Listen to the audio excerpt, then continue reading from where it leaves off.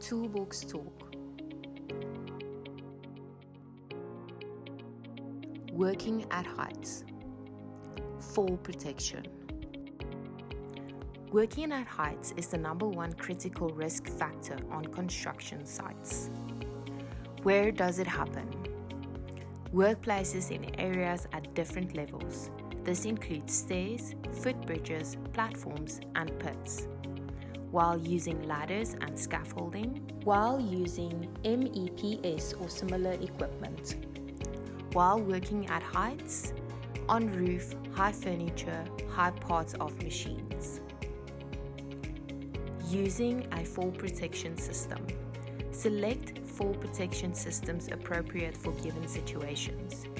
Use proper construction and installation of safety systems. Supervise employees properly. Train workers in the proper selection, use and maintenance of fall protection systems. Evaluate the effectiveness of all steps. Personal fall arrest systems. Anchorage, body, connector beam, wrap lanyards, rope, grabs positioning. Fall restraint. Fall restraint assumes the employee cannot reach the edge. If the employee can fall over the edge, then a personal fall arrest system must be used. Planning for rescue. Whenever working with the potential of hanging by a harness, a rescue plan must be in effect.